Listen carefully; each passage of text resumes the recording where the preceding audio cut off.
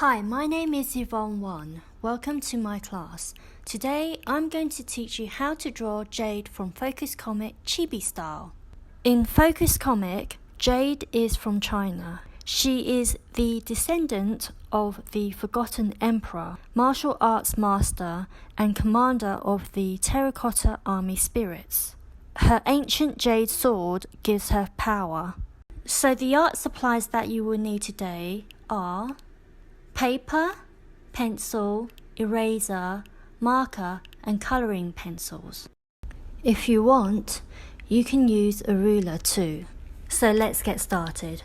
First, I would like you to draw a composition box so that you can figure out how big the character is going to be. You can use a ruler if you want, or just draw a box that looks roughly in proportion to this. If you use a ruler, the ideal measurements is 7 by 15 centimeters, like this. Next, I'd like you to split the box in half, like this. So that's roughly 8 centimeters in height and 7 centimeters in width. Now the head is going to appear in the top box, and the body appears in the lower box. We're going to split the box into a quarter like this, so you can draw the face that is roughly symmetrical. First, I would like you to draw the eyelashes by drawing a C like this, and then 3 eyelashes like this. Next, I'd like you to draw the pupil like this, and drawing the iris with a oblong. Don't forget to add circles to represent sparkles in the character's eyes. Once you've done one eye, I'd like you to draw a mirror version of that eye on the right hand side. The gap between the eyes should be roughly 1 centimeter.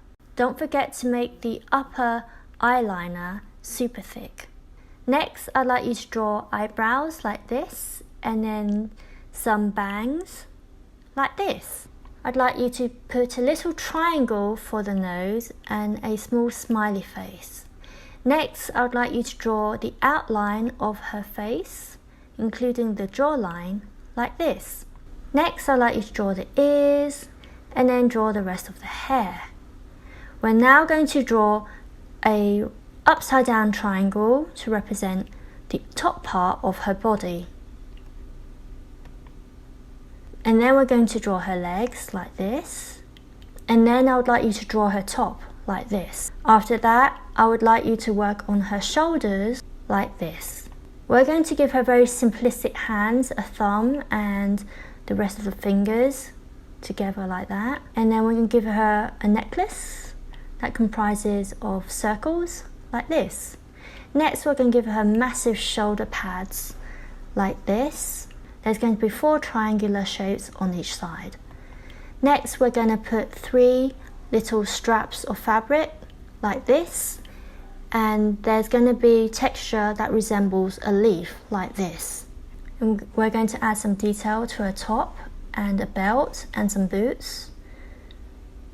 So it looks like Jade's wearing like a swimming costume, but it's actually a cute outfit. So next, we're going to draw a sword in her hand, and I would like you to use a ruler so that we can really get some sharp edges there.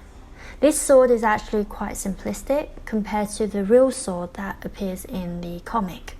Next, I'd like you to change her sleeves like this, and then I'd like you to write Jade from Focus on the side and sign your name and the year also. And there you have a picture of Jade, the superhero from Focus Comic. Now that you have finished your drawing, I would like you to take a black marker and draw over the pencil lines. Please remember to use an eraser to erase the pencil lines after you have lined your art with marker. We are now going to learn about colouring. So I would like to introduce you to the use of colouring blenders when it comes to colouring your art. If you apply the blender to your colours, you will notice that the whites will start to vanish and the colours will become more smooth and solid. If you apply the blender on several colours, the colours will blend nicely, creating a gradation of colours and create new tones in the process. Blenders can make your art appear more smooth and realistic. And now I'm going to introduce you to the use of burnishers when it comes to colouring your art. A burnisher keeps your whites white. You can apply it as an undercoat or an overcoat. As an undercoat, you can use it to create brick lines, for example, and then colour in the bricks without needing to colour around it. If you want to create a shiny effect, you can choose to use the burnisher as an overcoat. So there are different effects you can achieve by the way you handle your pencil. So if you apply light pressure, the colours will come out lighter. If you apply medium pressure, it will appear a little bit darker. If you apply a lot of pressure, then it will be extremely dark and more solid.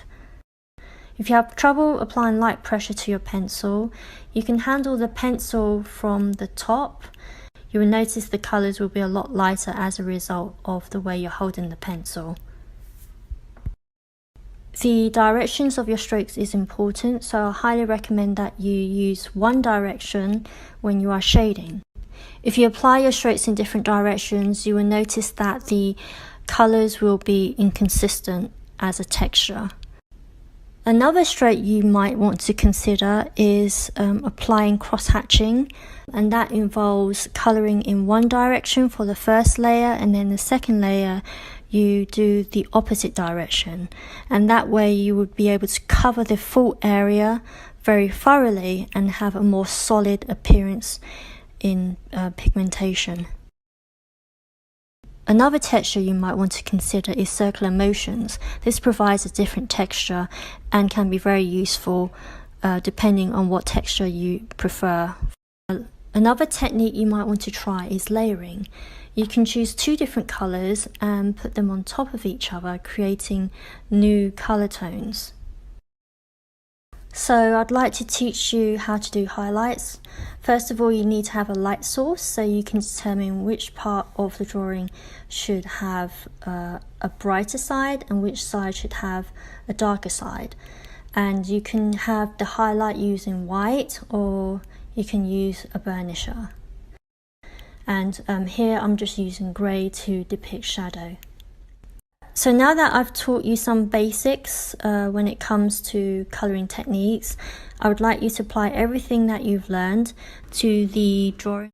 So just to summarise, the directions of the strokes matter, the pressure that you apply matters, the amount of layers that you apply also matters, and it's also important that you factor in highlights and shadows using whites and darker colours and the burnisher too. And always use a blender if you have that available to you, because it's always going to make your art pop. This concludes today's class. I look forward to seeing you next week. Bye.